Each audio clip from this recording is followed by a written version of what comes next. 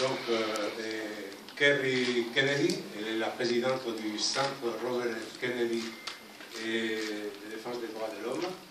Et vous connaissez Aminatou Haïdar, qui est la présidente du collectif de défenseurs sahraouis des droits de l'homme, ODESA. Ensuite, un acteur, Khaled Bardem, qui a été impliqué très directement dans la production aussi de ce film-là. Et le producteur et réalisateur du film, qui est Álvaro Longoria. Et je vous cède sur ça la parole. Merci beaucoup. Merci beaucoup. C'est Catherine. I will speak, hablaré en español.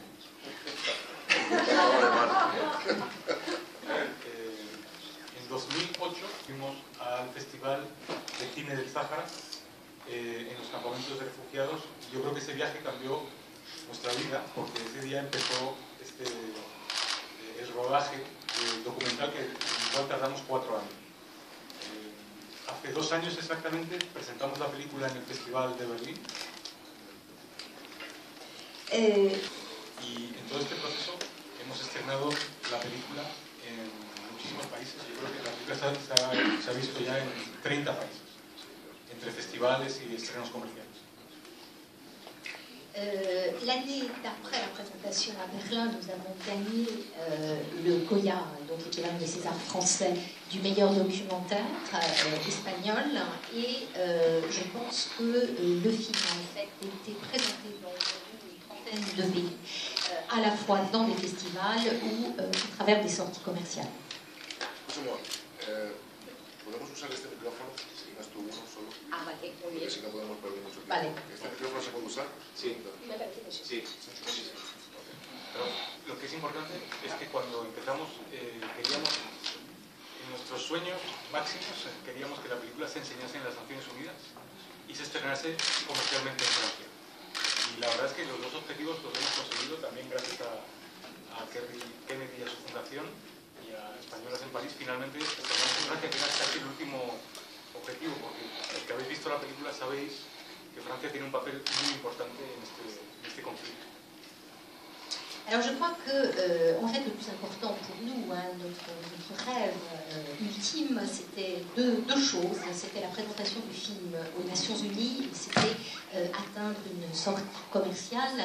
Ces deux rêves aujourd'hui ont été accomplis, d'abord grâce à Kerry Kennedy et à sa fondation, et aujourd'hui donc cette annonce de la sortie commerciale en France pour laquelle l'association espagnole en Paris a joué un rôle très important. Je pense que pour ceux d'entre vous qui ont déjà vu le film, vous savez que la France a eu dans toutes les histoires un rôle très important. Y para terminar, esta no es una película que habla solo del conflicto de los saharauis, que es una historia muy dura y muy complicada de la que todos de alguna manera somos cómplices, sino también es un ejemplo de otras muchas historias que hay en el mundo que reflejan que de alguna manera nos hemos relajado en apoyar o en respetar los derechos humanos no solo en nuestros países sino fuera. Y creo que los que ven esta película de alguna manera les hace reflexionar sobre la necesidad de no solo pensar en sí mismos o en sus países, sino también de que sus países afecten la política exterior o el respeto de los derechos humanos fuera de sus fronteras. Je crois que ce film ne parle pas seulement en fait du conflit sahraoui, qui est un conflit qui dure depuis très longtemps et qui s'est permis. Je crois aussi que ce film a un caractère exemplaire en ce qui nous montre que nous avons d'une certaine manière été un peu lax quant à notre soutien des droits de l'homme aujourd'hui. Le film nous amène donc à réfléchir sur la nécessité d'être plus vigilants, de soutenir les droits de l'homme, pas seulement dans nos propres pays, mais partout dans le monde, et savoir que le non-soutien des droits de l'homme que nous avons tendance à pratiquer ces dernières années a des implications partout. Prefiero esperar a los comentarios o preguntas. Como introducción, simplemente pues, hablar de mi implicación en este documental por un deseo muy básico, que era el de intentar entender yo, a nivel personal, cuál era el conflicto, ¿no? ¿Por qué este conflicto está estancado durante tanto tiempo? Y en ese viaje de 4 años pues, sucedió el documental. es verdad, como dice Álvaro, que para nosotros estar hoy aquí es muy importante. Es quizás, como dicen los toreros, la plaza más importante que torear, por la fuerte implicación y la gran capacidad de resolución que tiene Francia en este conflicto. Alors, je ne vais pas être très bavard en termes d'introduction, hein, je préfère attendre les commentaires ou les questions. Je vais juste ajouter à ce que disait Álvaro Longoria que mon désir de faire ce film est né d'une volonté toute personnelle de comprendre, moi, ce qu'était ce conflit sahraoui qui durait depuis tellement de temps. Hein. Et ça a été un voyage de 4 années qui a abouti, comme l'a dit Álvaro, à la réalisation de ce documentaire. Mais je terminerai en disant que être ici aujourd'hui, hein, et c'est quelque chose de très important. Je vais paraphraser les toreros hein, qui parlent de l'endroit en fait de la lutte le plus important, hein, en raison du rôle capital qu'a joué la France, bien sûr, dans ce conflit, et dans l'espoir que nous avons que la France puisse avoir un rôle à jouer important dans sa résolution. I want to say a special thanks to Álvaro and Javier for having the courage to make this film on a very controversial subject and on difficult circumstances and bringing this issue to light. Alors, je vais tout d'abord remercier Álvaro Longoria et Javier Bardem d'avoir eu le courage de faire un film sur un sujet qui donne lieu à tant de polémiques et sur un sujet qui est tellement compliqué. I would also like to introduce Santiago Canton. Could you hold your hand up? Because he's one of the leading experts on Western Sahara. And if you're interested in additional information, you should talk to him. He's the director of the Robert F. Kennedy Partners for Human Rights Program.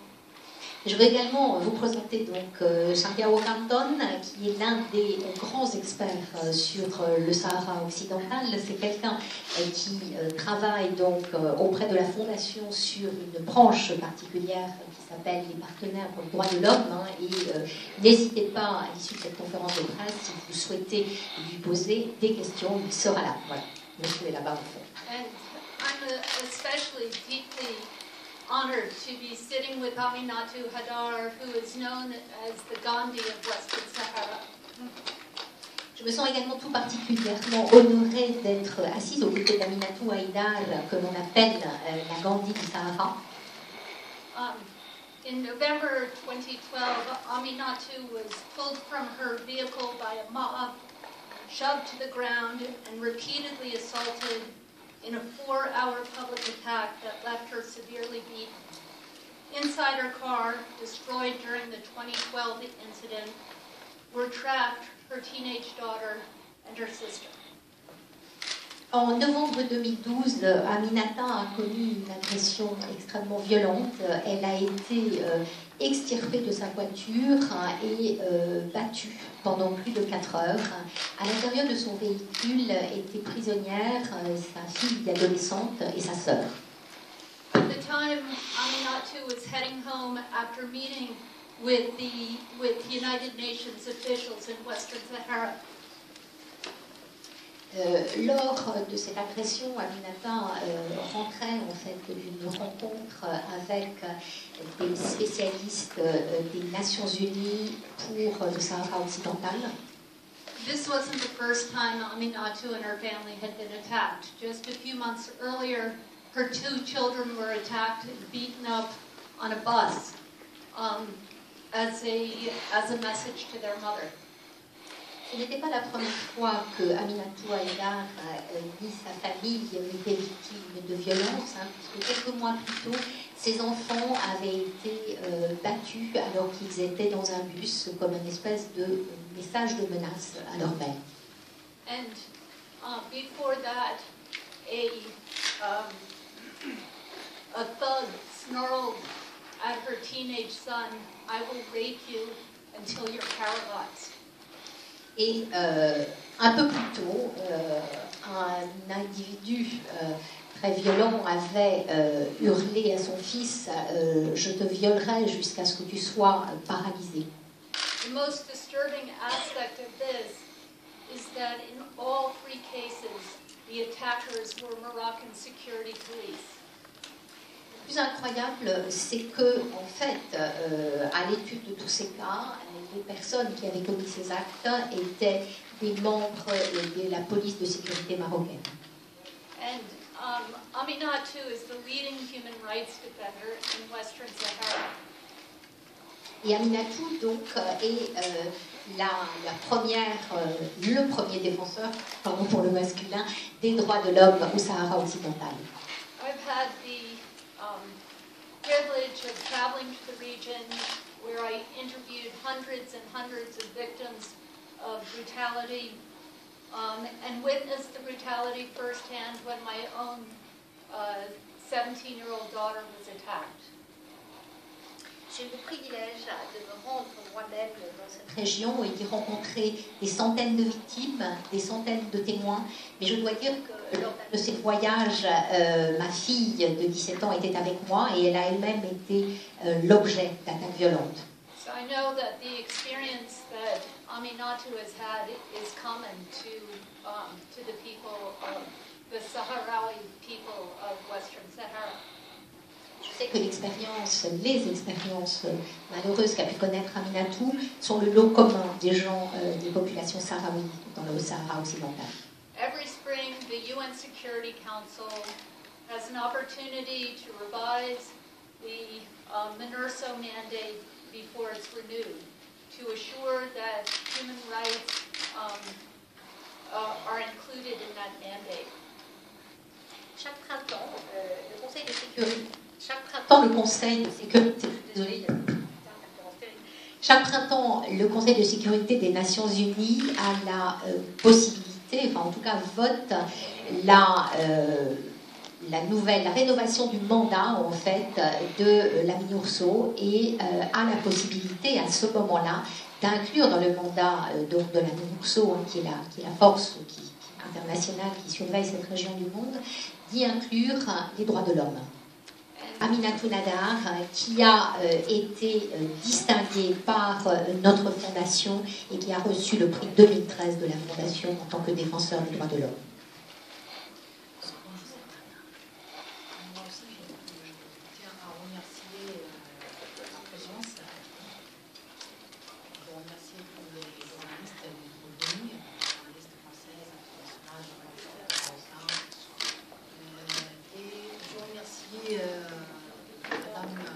Kennedy, présidente du centre Robert F. Kennedy, pour m'avoir invité d'être parmi vous aujourd'hui. Je remercie M. Javier Bardem et M. Alvaro Longoria pour avoir pu organiser cet acte ici en France. C'est très important. On a besoin vraiment d'une telle sensibilisation au niveau de la France. Sachant que la France a pu jouer un rôle très important et primordial dans la recherche d'une solution définitive du conflit du Sahara occidental et peuvent mettre fin à notre souffrance longue. Dans le cadre de mon partenariat avec le Centre Robert F. Kennedy, je fais cette tournée de sensibilisation au niveau de l'Europe, des États-Unis. Aujourd'hui, nous sommes ici pour la projection d'un film qui est très important, qu'a organisé M.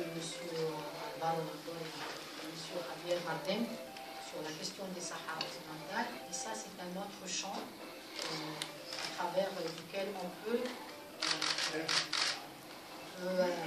faire lumière sur la question des Sahara occidental et sur un conflit qui est à l'oubli, qui est oublié, qui est presque méconnu ici en France. Je voudrais juste savoir, vous dites que vous faites une tournée de sensibilisation sur votre cas, sur la situation. Et votre tournée, vous la faites avec un passeport marocain. Donc c'est bien, vous reconnaissez quand même le fait d'avoir un passeport marocain. D'accord. Et est-ce que vous avez les moyens de faire toute cette tournée? Et donc vous pouvez bouger aussi. Ceux qui sont les droits de l'homme, les hommes qui se trouvent à Tindouf, qui n'ont même pas le droit de sortir de Tindouf, eux n'ont pas de droit.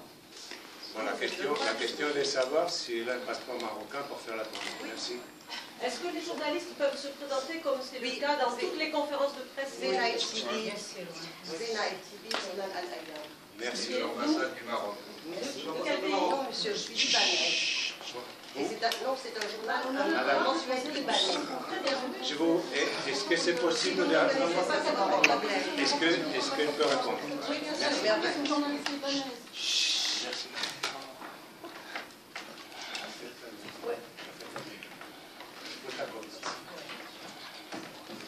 J'ai passé 17 ans sans avoir de passeport.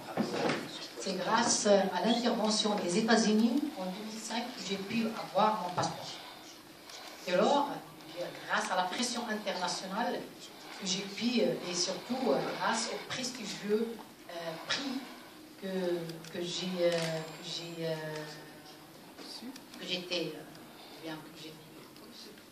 l'honneur d'avoir, que j'ai reçu, et surtout le prix Robert F. Kennedy, et le prix Sevaros, et le prix aussi de John Terry Foundation.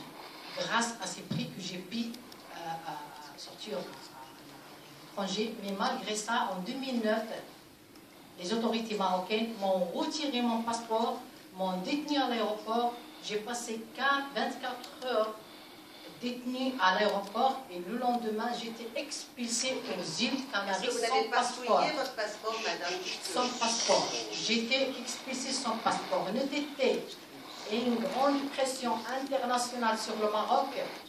Je ne pouvais pas regagner mon pays ni avoir mon passeport. Mais il y en a maintes défenseurs des droits de l'homme qui n'ont pas de passeport. Est-ce que là... Je suis enquêteur journaliste pigiste. Alors savez-vous combien de personnes vivent dans les camps? Si oui, où détenez-vous ces chiffres? Peut-être c'est la CNUR qui peut répondre à cette question, c'est pas moi. Moi j'ai dit que je vais parler de la population qui vit sous occupation marocaine. Moi je n'ai jamais visité le campement de réfugiés sahraouis, mais il y a la MINURSO, il y a la CNUR qui s'occupe de ça. Peut-être vous pouvez poser la question directement à la CNUR. C'est la CNUR qui peut vous répondre. Et vous savez qu'on n'a jamais eu de recensement depuis le temps. Il n'y a jamais eu de recensement dans les chiffres. On ne sait même pas exactement. Ça, c'est une question que toujours les autorités marocaines posent. Donc la réponse est aux Nations Unies.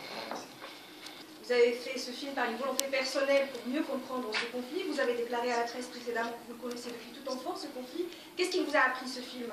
Deuxième question pour le réalisateur, si vous permettez. Vous avez présenté le film dans plusieurs pays. La question du Sahara occidental est une question très méconnue. Quelles ont été les réactions sur les différents sites dans les différents pays que vous avez visités? Et enfin, pour Madame Kennedy, si c'est possible, aujourd'hui, ce film et la présentation en France, dont tout le monde a joué, enfin, joué le rôle, qu'est-ce que ça peut apporter de plus, finalement, à la question des droits de l'homme? Et comment est-ce qu'elle peut contribuer, peut-être, à vous aider dans vos démarches? Je vous remercie.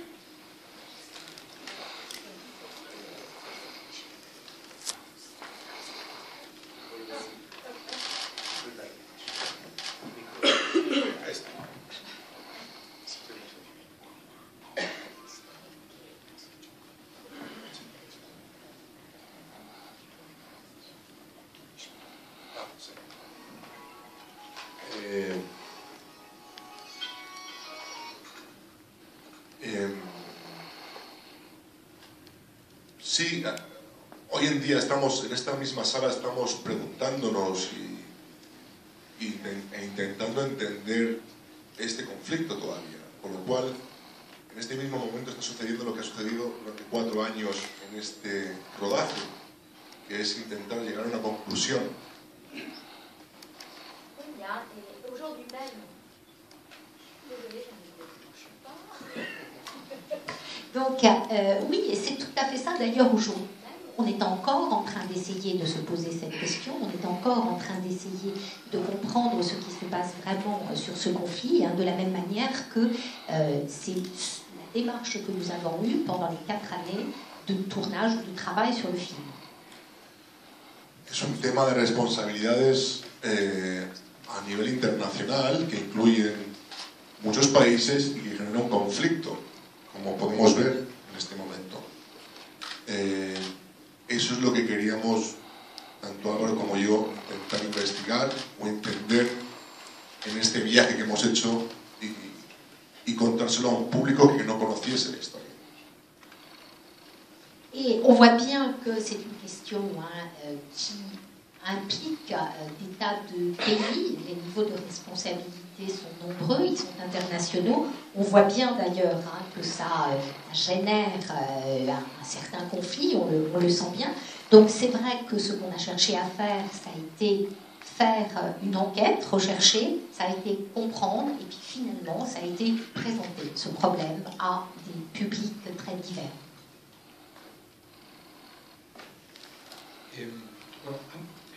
Hablando de la reacción del público a la película, nosotros una de las cosas que acordamos Javier y yo cuando empezamos el primer día fue que intentaríamos mantener, independientemente de las opiniones que pudiésemos tener nosotros sobre el conflicto, tener una perspectiva neutral y dar todos los puntos de vista y toda la información posible para que sea el espectador el que toma sus propias decisiones. Je crois que la première chose, dès le début, quand on s'est engagé, Javier Bardem et moi, pour faire ce film, on a décidé que, quelles que soient les opinions personnelles que nous pouvions avoir l'un ou l'autre, nous essayerions de montrer dans ce travail l'ensemble de la situation, on donnerait la parole aux différents acteurs et que nous aurions, nous, une attitude neutre, de manière à ce que le public ait la possibilité de se faire sa propre opinion. Eso no fue exactamente posible, pero bueno. La reacción del público cuando veía la película desde la primera vez que la enseñamos en Berlín fue frustración. Todo el mundo que ha visto esta película le genera una frustración tremenda, se siente de alguna manera responsable. Là, alors, cette neutralité n'a pas été tout à fait possible, mais en tout cas, quant à la réaction du public, et ce, dès la toute première présentation du film à la Berlinale il y a 2 ans, la première réaction qu'a le public, les membres du public, c'est la frustration. C'est-à-dire que les gens se sentent complètement frustrés et complètement dépossédés de la possibilité de faire quelque chose. Y todos preguntaban, ¿qué podemos hacer? ¿Cómo podemos ayudar o cómo nos podemos involucrar? Y obviamente la forma de involucrarse es intentar primero dar a conocer el conflicto y que la gente sepa que Europa está siendo de alguna manera echando la mirada a otro lado ante lo que hace Marruecos con los saharauis. Évidemment, les gens disaient toujours, mais qu'est-ce qu'on peut faire? Comment on peut s'engager? La première chose à faire, c'est effectivement de faire connaître ce qui se passe, c'est de montrer que d'une certaine manière, l'Union européenne tourne les yeux face à ce que fait le Maroc. Recordarle a nuestros representantes elegidos por nosotros que lo que están haciendo nosotros no estamos de acuerdo. Et rappeler bien sûr aux personnes, à nos représentants que nous avons élus, que nous ne sommes pas d'accord avec ce qu'ils sont en train de faire.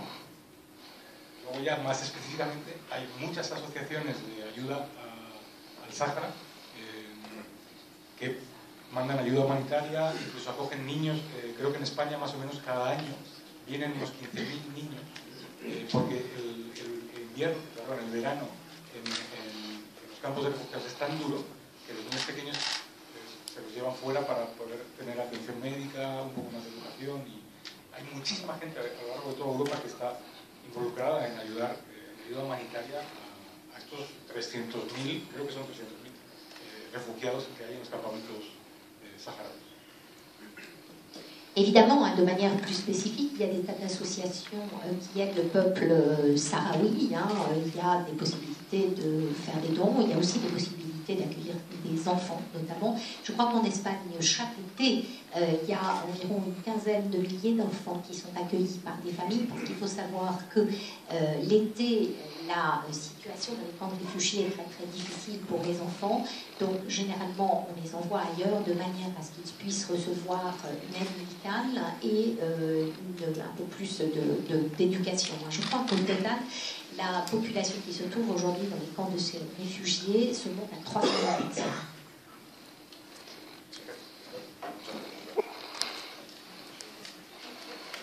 I'm delighted to be here in Paris, well, just to be in